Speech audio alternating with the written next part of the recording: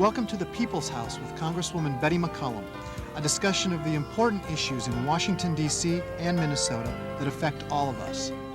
Lots of times people think, oh, you have to be an attorney to run, or you have to this, or you have to that, or you have to have a lot of personal wealth. One of the things that's different between the state and serving in Congress is, you know, the public financing that's available. So I think people of all walks of life can think of running for office because you kind of know how much you have to raise, where you can raise it from, and then there's a public match.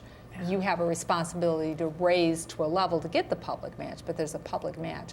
But you know, I always like to tell people, you know, because I used to teach social studies, it's like a jury should be a cross-section of society. It should be a group of peers.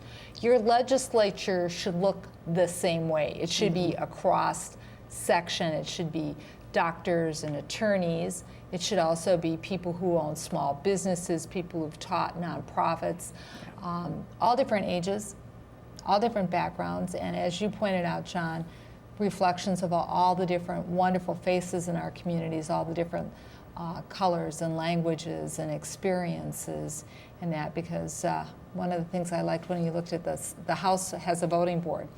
I would see Polish and German and Indian and names from ethnic backgrounds from all around the world who had come to this country to make this country a stronger, more vibrant place to live, a better community. And I think of our grandparents and all the names that we see up there. But the one thing when you want to impact change, and you both mentioned, is committee assignments. I had to lobby for my committee assignments in Congress. It was a little tough lobbying for my committee assignment when I got elected to the House in '92, because there were so many of us, we were just kind of told where we were going to go. How did your committee assignments come to be, and have you made any changes over the years? And if so, how does that reflect either your skill set or what your community was asking you to do? Well, I can start. I mean, I've been doing 7 terms. I've had a variety of assignments. You know, part of that is if you're in the majority or the minority makes a big difference, because the majority members just have more members on the committees. And so I came in the majority with you and was on Health and Human Services Finance way back then, and still am. And it's been an interesting journey. There are bills we take up, we're in the majority, and there are bills we take up when we're in the minority, and they actually vary significantly. In other words, the sort of politics that go along with something like Health and Human Services, which right now, you know, healthcare is a big national issue, very different among the committee members. I'd say that's actually changed quite a bit. I mean, we used to be, when we first came in, remember, we worked on welfare reform. And that was kind of our big first thing, and that was when Bill Clinton was president, and it was really important to, I think, to everybody, is we want people to get help that need it, but we also need to have rules around that, and that was part of what welfare reform was all about. And Minnesota was a leader in some modeling of good programs that have child care and food assistance and things that can really help people. So Health and Human Services for me has always been a stalwart. I've actually always been on an education committee. This is the first time I haven't been, because we went into the minority. So I've always been on education policy. Again, changed wildly. You know, we have proposals this year for vouchers, which we don't always see at the legislature. Things like heavy teacher evaluations, which we just did a tour around the state, you know, Worthington and Wilmer and Marshall, and you know, these teachers are heavily evaluated right now. They don't really want a new system. There's a proposal to grade schools. The schools don't want that. Basically, we need stable and consistent funding in education, so that's been interesting. One thing about the teacher evaluation, the school districts weren't real excited about it because it was an unfunded mandate at a time when the budget's looking at being cut. Wasn't that part of it? Yeah, that's part of it. I mean, people want to be held accountable in their jobs, right, and we're held accountable by the voters. But to put an extra layer of requirement on the school districts and to the teachers, and then not give the school districts the money to pay for that. That's absolutely. I mean, I think in Worthington they said that the way that the bill was written this year, if they had to implement it, they had so many new teachers, and so it sort of, you have these rotating evaluations, they would lose several teachers, and the ones that were there, they'd actually have to hire a full-time evaluator just to get all those, you know, that's how heavy the requirements were. And that evaluator's not doing anything in the classroom. Your committee assignments. Well, actually, it's funny because that was the E12 education was the committee assignment that I had kind of begged to get on. There was nobody from St. Paul on E12 education. Patricia Torres-Ray was on from Minneapolis, but there really wasn't anybody else from the capital city, and so I really felt that was an important place for me to try and participate, because I really felt like St. Paul was going to get left out of the discussion, and there were so many really good things happening in the St. Paul School District with the new superintendent, a kind of refocus on community education, things along that lines. So I had to do some trading, actually. We were allowed to ask for one committee that we really wanted on, and obviously for me that was public safety. That's where my background is, that's where my passion is. But the E12 was kind of my second choice that I really felt like I need to be on, and they put me on the environment committee. And I'm like 900% city kid. I mean, the whole concept of like perch and lakes and invasive species, even on the floor, someone has to tap me on the shoulder and go, okay, that's an issue about things in the water. You tell me about a bad guy, I get that. You tell me about people hurting each other, I get that. You tell me about some kind of rust wheat thing, not so much. So I got off of environment and went on to E12 education. Local government, I was really happy to be on because we had a really intensive discussion about voter ID, a bill that was in search of a problem. 37 cases in the state, and they essentially put $4 million into the 5 of them that might have been fraudulent voting.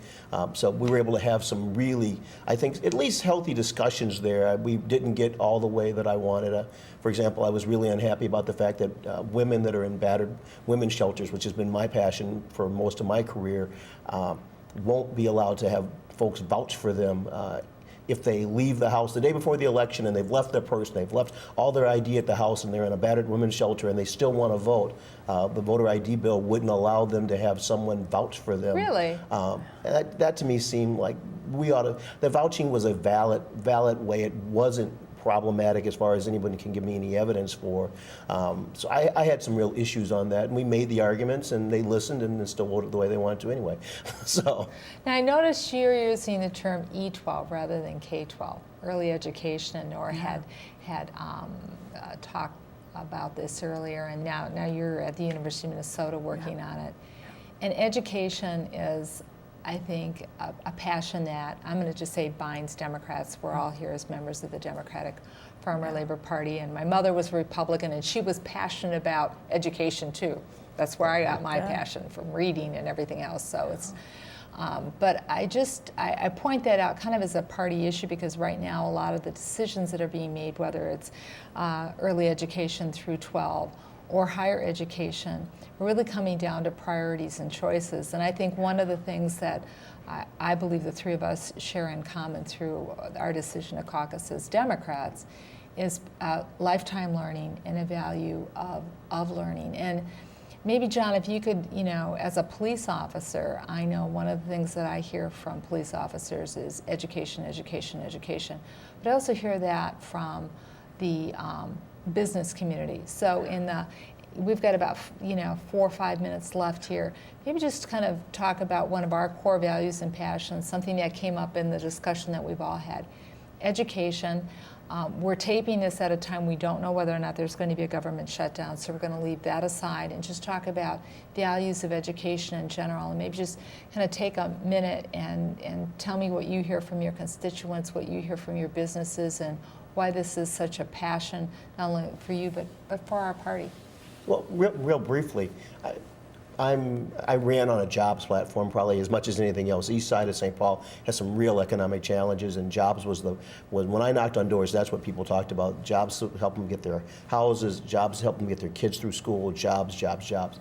When I talk to the Chamber of Commerce, when I talk to the business community, what they keep telling me is they need an educated workforce if they're going to not just be able to make it, but be able to continue to prosper and be an economic engine for this area. It was amazing to me that during that conversation, with that as a backdrop, that we would be talking about cutting the U of M, cutting MnSCU, which is the Minnesota State University system, cutting the technical colleges, and at the same time cutting the state subsidies for them or the state funding for them, which I think is a fundamental responsibility of the state, but also capping their ability to raise tuition.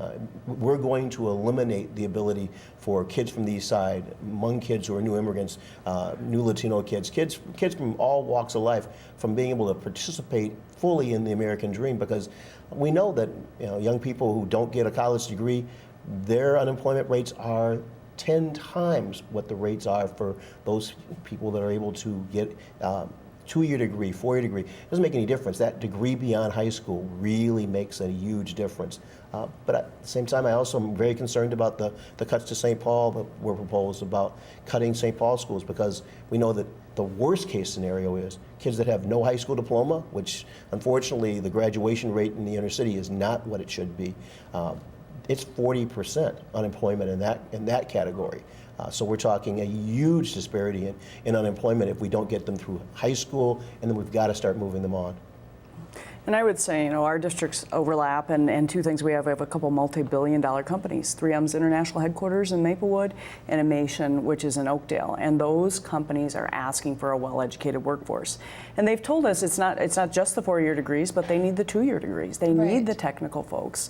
That helps them get, far ahead, and they need an educated workforce. So it's been disturbing to see what's been proposed at the legislature in terms of cuts to things like integration funding, as I talked about, vouchers, those types of things. So I think our values in education, we need to continue to talk to people about that. I hear out there that people really they value from everything from early ed and getting those interventions and saving all that money to the K-12, and then the special education is actually really important to the graduation rates, and getting them onto Century or the U or wherever it is. And so I think for my constituents, it still probably comes up. I think jobs and education are probably tied, but number one concern out there. Well, jobs and job training and lifetime learning are just so interconnected, and we're hearing that at the federal level too. And we worked very hard with President Obama to increase the purchasing value of Pell Grants for low-income families, working with middle-class families to make college more affordable. But all that gets wiped out when the state starts causing tuition to go up because the state isn't as big a player. Well, we could talk about education and a lot of things for hours here, but I just wanted to have you come on so people could get a chance to know that we are a citizen legislature here in Minnesota, and maybe encourage people to think of running for local office or state office themselves. So thank you very much for joining me.